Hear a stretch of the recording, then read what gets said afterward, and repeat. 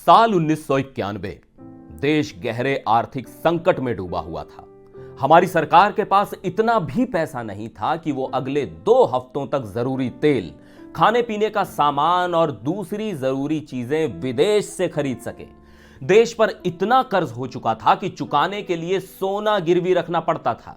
Licence राज, लाल फीताशाही और भारी भ्रष्टाचार ने व्यापार और उद्योग को जकड़ रखा था। इसी बीच दुनिया भर में तेजी से बदलाव हो रहे थे।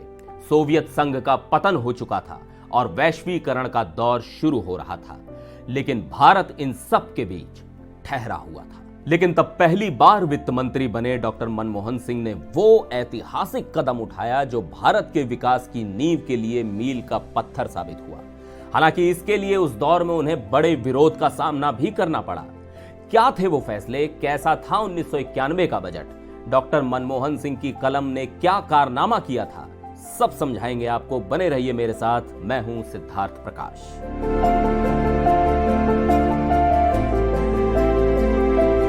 1991 से पहले का भारत कुछ ऐसा था जैसे एक बंद कमरे में खिड़की भी ना हो।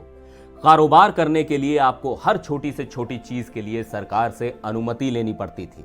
उसी को लाइसेंस राज कहते थे। विदेशी सामान खरीदने के लिए सरकार की अनुमति जरूरी थी और आम आदमी के लिए विदेशी चीजें मिलना लगभग नामुमकिन था। यानी अगर भारत की कोई कंपनी नई कार बनाना चाहती तो उसे सरकार से दर्जनों मंजूरियां लेनी पड़ती और मंजूरी मिलने में सालों लग जाते। ऊपर से देश पर भारी कर्ज था। भारत ने दुनिया भर से बहुत कर्ज लिए थे जिसे चुकाने के लिए पैसा भी नहीं था। अगर ऐसा कहा जाए कि भारत एक तरीके से दिवालिया होने के कगार पर था तो गलत नहीं होगा, क्योंकि हालात इतने खराब थे कि 1991 में भारत को अपना 67 टन सोना गिरवी रखना पड़ा ताकि IMF और वर्ल्ड बैंक से कुछ पैसे उधार लिए जा सके। लेकिन वो कहते हैं ना, हर बड़े संकट में एक बड़ा मौका छिपा होता है। 1991 में भारत के नए प्रधानमंत्री बने नरसिम्हा राव और वो जानते थे कि अब अगर बदलाव नहीं किया गया तो भारत पूरी तरह से डूब जाएगा। यही वजह थी कि उन्होंने वित्त मंत्री के तौर पर डॉक्टर मनमोहन सिंह को चुना। मनमोहन सिंह कोई साधारण नेता नहीं थे। वो एक कुशल अर्थशास्त्री थे जिनका अनुभव अंतर्राष्ट्रीय संस्थाओं के साथ काम करने का था। डॉक्टर मनमोहन सिंह ने 24 जुलाई 1991 को एक दूरदर्शी बजट पेश किया। वो बजट सिर्फ सरकारी खजाने को भरने का उपाय नहीं था, बल्कि देश की अर्थव्यवस्था को बदलने की योजना थी। 1991 का वो बजट 3 प्रमुख सुधारों के लिए जाना जाता है, जिसे हम LPG सुधार कहते हैं। L यानी लिबरलाइजेशन मतलब उदारीकरण, P यानी प्राइवेटाइजेशन मतलब निजीकरण और G यानी ग्लोबलाइजेशन मतलब वैश्वीकरण। उदारीकरण के तहत उस वक्त सरकार ने उदारता दिखाई। डॉक्टर मनमोहन सिंह ने लाइसेंस राज की बेड़ियों को तोड़ दिया। अब व्यापार करने के लिए हर चीज पर सरकार की मंजूरी जरूरी नहीं थी। इसका मतलब यह हुआ कि जहां पहले अगर कोई फैक्ट्री लगानी हो तो दर्जनों लाइसेंस लेने पड़ते थे, वहां कई उद्योगों को सरकार की मंजूरी के बिना शुरू करने की अनुमति दे दी गई। दूसरा था निजीकरण, यानी मार्केट में प्राइवेट प्लेयर्स यानी निजी कंपनियों की एंट्री। उस दौर में ज्यादातर सरकारी कंपनियां घाटे में चल रही थी। मनमोहन सिंह ने इन कंपनियों में निजी निवेश को बढ़ावा दिया। इसके लिए कुछ सरकारी कंपनियां निजी हाथों में दी गईं और कुछ कंपनियों में निजी निवेश को बढ़ावा दिया गया, यानी प्राइवेट प्लेयर्स ने सरकारी कंपनियों में अपना पैसा लगाया। पहले सरकारी कंपनियों का जैसे एयर इंडिया और टेलीकॉम सेक्टर पर पूरा नियंत्रण था, लेकिन धीरे धीरे निजी कंपनियों को इसमें एंट्री दे दी गई। अब बात तीसरे फैक्टर की, यानी वैश्वीकरण। भारत की अर्थव्यवस्था को दुनिया के लिए खोल दिया गया, यानी विदेशी कंपनियों को भारत में निवेश की अनुमति दी गई। आयात पर लगी कई पाबंदियां हटा दी गईं। हालांकि विदेशी कंपनियों के लिए सरकार ने एक शर्त रख दी। शर्त यह थी कि वो भारत में अपना कारोबार कर सकते हैं, लेकिन उन्हें भारत की कंपनियों के साथ साझेदारी में ही कारोबार करना होगा, जिसमें ज्यादा से ज्यादा 49% भागीदारी ही विदेशी कंपनियों की रहेगी, जिससे कि वो हावी ना हो।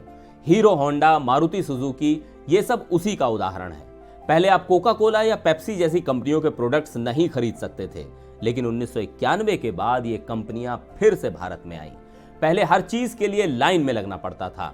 फोन कनेक्शन, गैस सिलेंडर या यहां तक कि स्कूटर खरीदने के लिए भी। आज ये चीजें आसानी से उपलब्ध हैं। विदेशी निवेश बढ़ने से भारत में हजारों नई कंपनियां आई और लाखों लोगों को रोजगार मिला। भारतीय कंपनियां जैसे इन्फोसिस और टाटा दुनिया के बड़े ब्रांड्स के साथ मुकाबला करने लगी। इस बजट का असर बहुत बड़ा था। 1991 में हमारी अर्थव्यवस्था सिर्फ $270 बिलियन की थी, जो आज $3 ट्रिलियन से ज्यादा की है और हम दुनिया की टॉप 5 इकोनॉमी में हैं। लेकिन यह सफर इतना आसान नहीं था। डॉक्टर मनमोहन सिंह को उस दौर में तीखी आलोचनाओं का भी सामना करना पड़ा। कुछ लोग इन सुधारों को गरीब विरोधी कह रहे थे। खाद, पेट्रोल और एलपीजी के दाम बढ़ने से लोगों को तकलीफ हुई। विपक्षी नेताओं ने कहा कि यह विदेशी दबाव में लिया गया फैसला था। यहां तक कि अपनी ही पार्टी में भी उन्हें विरोध का सामना करना पड़ा। लेकिन डॉक्टर मनमोहन सिंह और तत्कालीन प्रधानमंत्री नरसिम्हा राव ने धैर्य रखा। उन्होंने एक दूरदर्शी सोच के साथ भारत को एक नई दिशा दी।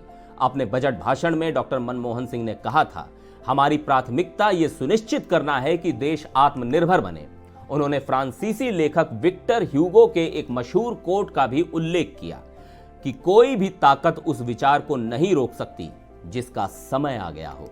1991 का बजट सिर्फ एक आर्थिक सुधार नहीं था, यह भारत की नई शुरुआत थी। इसने भारत को वैश्विक मंच पर खड़ा कर दिया था। लेकिन डॉक्टर मनमोहन सिंह और तत्कालीन प्रधानमंत्री पीवी नरसिम्हा राव ने धैर्य रखा।